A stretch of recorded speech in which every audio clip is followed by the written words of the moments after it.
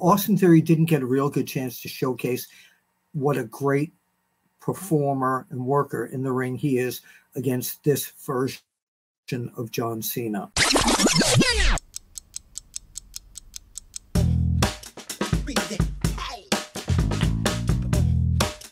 Let's talk about night number one.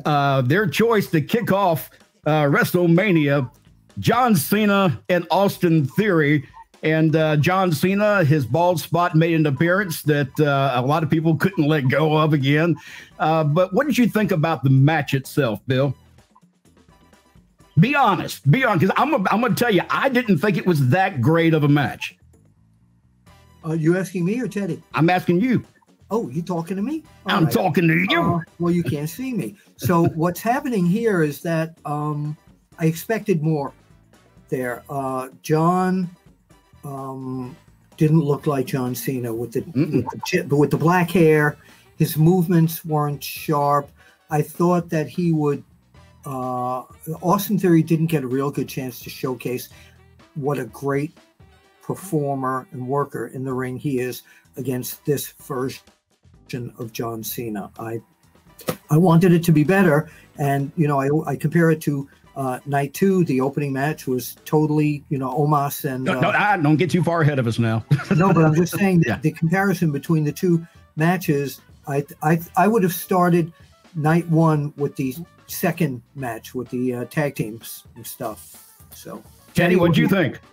Well, I think I mean, I'm just old school, and I just always believe in doing business, and I just don't think Cena did business. I think, and I don't know this, but I feel that Cena is basically basing the rest of his career on Hollywood, doing movies and stuff. I don't really, I don't know, and I don't want to say this, but to me, I just don't think his heart is in wrestling like it used to be. I think, he's thinking ahead for, the movies and stuff now. So yeah, that's not a bad. And I know what you mean. It's not a bad thing that he feels that way. He's just evolving into more of who he is. That's right. If you want to go and do something else, nothing's wrong with that. Yeah. You know what I mean? To further your career and to do better, I'm for that all the way. But don't forget where you come from. And like I said, back in the day when a guy that wasn't going to be in the territory, or he was going to leave for a portion of a good bit, then he would always leave the guy that was left in the territory strong. So I think he could have had a way better match with the kid than he did, because I've seen him work in the ring before. So I think this might have been, well, hey, they asked me to do this, and I don't really, I just don't know, and I don't want to say something that I may be wrong, but like I said, I think he could have had a way better match than what it was. I'm going to ask you a dumb question. Do you think he could have had stage fright in front of 81,000 people? No, I don't, because he's seen more people than that. When me and him was in Atlanta, when they had WrestleMania in Atlanta, it was 70,000 people there. Oh, right.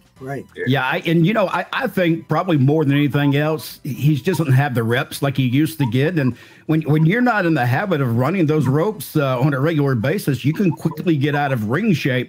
And, that could have been it. He could have just kind of walked in thinking, hey, I can just, warm up maybe a day or two before and get in there and just kind of go through the motions. And that may have been what he was trying to do. And I think maybe it even looked like he might have got a little bit gassed in there a little bit to me.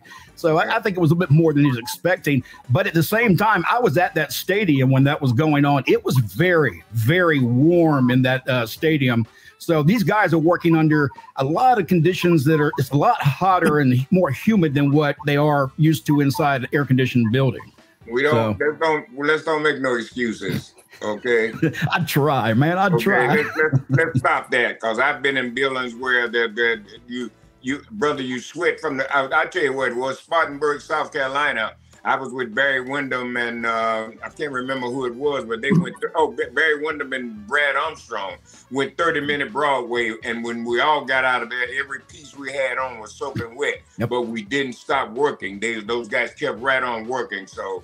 Don't put the heat and all this on these guys. If you got this in your heart, Undertaker went into the ring and was caught on fire. He didn't stop, went straight on down there. So don't make excuses for these guys, man. I tried. Stadium, the David Von Erich Memorial Stadium. I could barely change film in my camera. It was about 120 degrees in the sun in Texas Stadium, and God, that 4-hour show.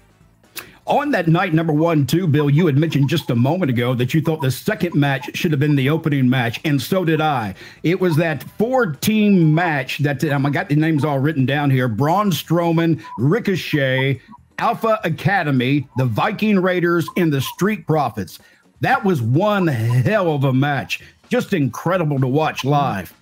Yeah, I'm a big Otis fan, by the way. I think they need to get Otis out of the tag teams and bring him back to when he won the Money in the Bank years ago. And he's lovable, and he's in terms of merchandising, I think they do tons of merchandise with him. He's a great character, and he can wrestle. He can work in the ring. He's really good. Yeah, I like him too, man. He's real entertaining too. The only thing he's got to do is he's got to change his gear. Boy, I saw people saying, I think he soiled himself. And all it was sweat. It was just, like I say, it was very hot. So they were sweating pretty heavy. And his gear just it did look kind of funny in a couple of cases. But God love him, that was a hell of a match, really. That should have been the opening match. It should have set the pace for the night. It really should have. Yeah. The next match was Seth Rollins and Paul. Thoughts on that? Yeah, and Logan Paul is he is he's a natural wrestling performer. Absolutely. I mean, he looks like he's been doing it his whole life. There are very few people I've ever seen with very little training to go into that ring. And Shane McMahon was one when he first started off. Just go into the ring and it just happens naturally. It was a really, really good match. I'm glad Seth Rollins won so they can move forward with him now. Yeah. Teddy, your thoughts? Well, my thing with this, Logan Paul, I guarantee you, I don't know whether, I think now he has to make a decision whether he wants to become a full-time wrestler or whether he wants to continue to stay in the rep field, in the entertainment side. But I think if he decides that he wants to do this full-time, I think Logan Paul will be your next big star. Yeah, and you're right, too, because the WrestleMania appearance was his last contracted that he had to do, that he had to follow through on. And now I believe he's a free agent at this point, or they have already signed him, one or the other, and we just don't know. The other match that came up, I've got to go through these fairly quickly, guys, so we don't run out of time. But Becky Lynch, Lita, Trish Stratus versus Damage Control. That was another great match. And two legends in the ring right there that are a little bit older in age that could keep up with those young girls with absolutely no problem. Trish Stratus looked amazing. She looked like she was 20 years old. I'm going to tell you something real quick, Bill. During WrestleCon, the area that I was set up in, I was there. Butch was on my right side. Butch and Luke. They were on my right side. To my left, I had Mick Foley, and next to Mick Foley were Trish and Lita. So they were all sitting in the corner where we were all working. And I'm telling you, I looked for flaws when it came to Trish Stratus because, I'm thinking, she's a little bit older. She shouldn't look this good. Son, oh, my God. She could wear a pair of jeans better than anybody I've seen in the last 5-10 years. You haven't seen me in jeans? Anyway. No, you don't look like that. I trust me. Did you get a chance to see Trish this weekend, Teddy, and how she was looking? Yes, I got a chance to see her and also Lita too, man. Lita, another phenomenal worker, man. Yes. So, and y'all speaking about how great that match was, right? You got some legends in there, like you said. You got Trish and Lita in there, man. And Lita, she come from the hardcore school. She'll do it all. So how can you not have a great match when you got people in there that can lead you and carry you? That's absolutely correct. Yeah. The next match we had, Bill, was Rey Mysterio finally beating some sense into his opponent, which was his son, Dominik. Your thoughts? Talking to me? I was talking to Bill. He's just slow to answer. Okay. No, my internet's freezing up a little bit here. Yeah. So, no, I thought first of all, bringing Dominik out in the corrections van, I thought was very cool. A little theatrical, but very cool. But the match certainly delivered. I mean, I was so hyped up from just the time when Ray punched Dominik after telling his mother to shut up on TV. I couldn't wait to see this match. I was in the fan mode in this match. This match to me was real. I know the whole family. They're terrific. and all that. And it crossed a border, it crossed a line in my mind. That match became real to me, and it delivered for sure. Teddy? Yeah, well, I also saw it too, and I made some comments about what I thought that should happen. I talked about it over on the Wrestling Inc. With Nick, the House of Wrestling. And I don't know. I've been thinking that maybe Ray, after this, maybe may take some time off, and kind of enjoy, and spend some time at home, So I don't know what the plans are, but the thing that I said that if I thought, if you're gonna get some real heat, and I guess maybe the business has changed now, and they don't want to get heat like they used to back in the day. But then I did see something else and I'll bring that up too. But anyway, I thought that, maybe Ray, puts him over, puts him over. Maybe he attacks Ray right at the end of that. They kind of break that up, get him out of there. And then maybe on Raw that Monday night, they're talking to Ray about, well, you went down for your son. How does it, and get some comments, and fucking here comes Dominik again, drops him right in the interview set. But that's how you got real heat, because if Ray's going to go take some time off, then you leave Dominik strong there. Correct. You got a good heel. You got him ready. So I don't know what the plans are, but that's the way I thought it was. But evidently, maybe Ray's going to, do some more stuff. Yeah. And that's great. I mean, go as long as you can. Well, Monday night on Raw, they moved it again, another step with Dominik beating the hell out of his father again.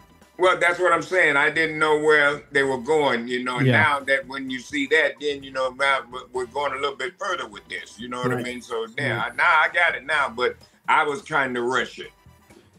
Next match, Rhea Ripley versus Charlotte Flair.